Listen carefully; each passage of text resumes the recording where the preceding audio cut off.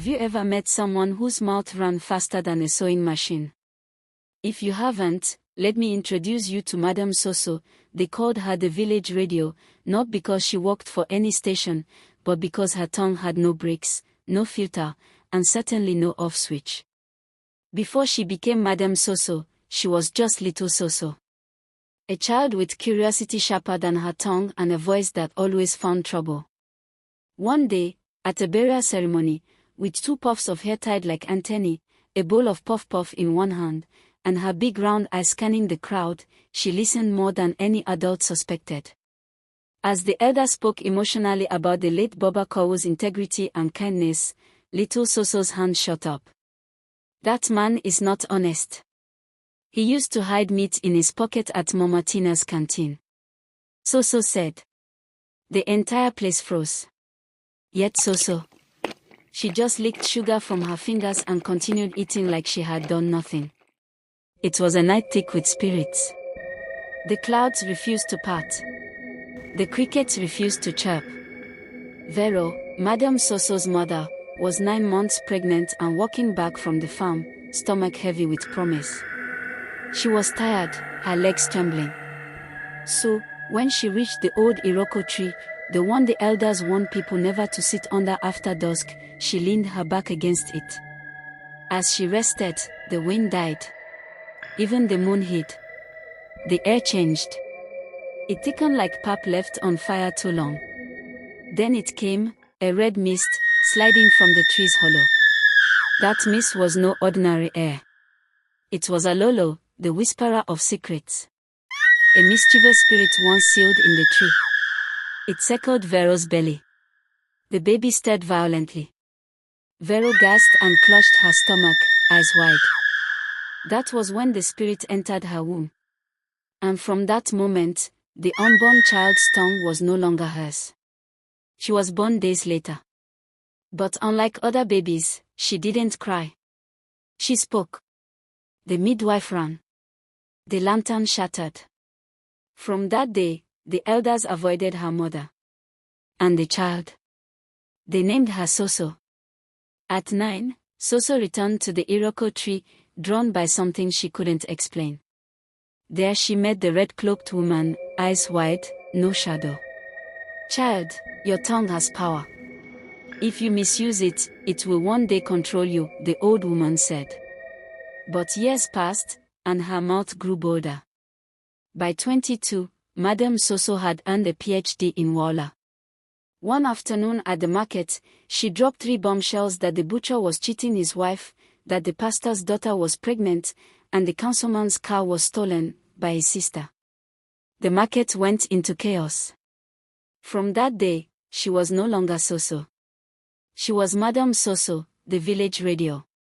At her neighbor's naming ceremony, Madam Soso examined the newborn like a forensic expert.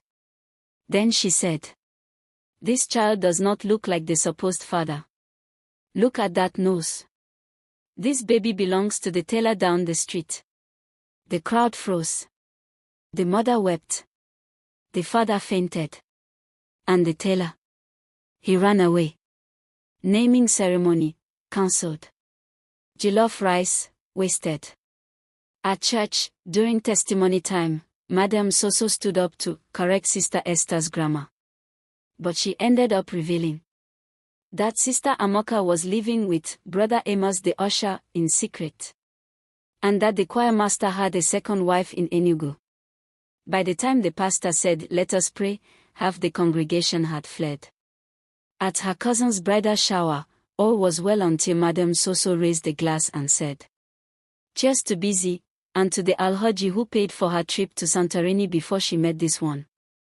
The groom-to-be, hiding in the hallway, dropped his gift. Wedding postponed. Busy fainted. Soso was chased by the family dog. That night, the same strange woman from her childhood reappeared. "Your tongue has become a curse. You have until the new moon to silence yourself, or you will lose more than your voice." Madam Soso laughed again. The next morning, the elders called her. "Madam Soso, the oldest," Bobaton began, "this your mouth will bring thunder. But Mama Soso rolled her eyes like a schoolgirl and said, "Thunder. I'm not the only one with secrets here." Baba turned. "Should I tell them about your trip to Port Harcourt in 1984? Baba turned kept short immediately. They decided to take her to the herbalist. The herbalist gave her a bitter herb and her mouth became sealed. She could not talk again. For the first time in years, the village was at peace. Marriages healed and children played safely. But the peace did not last. One evening, the herbalist came back and gave her a final leaf to chew. He believed Madam Soso had learnt her lesson. Suddenly, her voice returned. Oh! Her mouth came back like it never left. People gathered to celebrate. But Madam Soso, the first thing she said after healing was, "Finally! I can now tell you what I saw under Mama Susan's bed last month." There was silence. Before another word could escape, Mama Susan pounced on her and beat the living daylight out of her. The villagers rushed to separate them. Madam Soso's hair was scattered, her wrapper half unraveled, but her pride still intact. She was bruised, embarrassed, and silent for the rest of the evening. Everyone believed she had finally learned her lesson. But change does not happen in one night. A few days later, Madam Soso walked down to the stream to fetch water, grumbling loudly about how no one appreciated her honesty. By the water's edge sat an old man, bent-backed, with silver dreadlocks and eyes like deep wells. "Good morning, my daughter," the old man greeted. "Are you blind? Do I look like your daughter?" Old people and their nonsense greetings. The old man slowly stood. He didn't raise his voice. He didn't threaten her. He simply reached into his wrapper and brought out an ancient, rusty padlock. "This is your final lesson." With one gesture, the padlock flew from his hand and latched onto Madam Soso's lips, tight, firm, sealed. "This lock will open only when your heart learns silence. Change from within, and you will be free," the old man said. Weeks passed. Madam Soso could not speak. She helped at the farm. She fetched water for elders. She listened more than she stared. She began writing down kind words, instead of spilling dangerous ones. People noticed the change. Children no longer ran when they saw her. Marriages were mending. The air around the village grew lighter. One morning, as the sun rose and birds chirped louder than ever, Madam Soso sat outside her hut, sipping pap. Suddenly, she felt warmth spread across her face. The padlock crumbled into dust. She didn't shout. She didn't gossip. She just smiled, a quiet smile. And from that day forward, the village knew a different Soso. One whose words were measured, kind, and finally, truly her own. And that is the story of Madam Soso. A woman whose voice shook the village.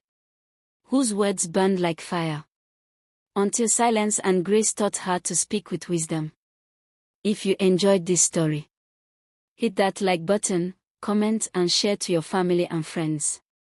And if you know someone like Madam Soso, tag them before the old mom finds them first. Thanks for watching.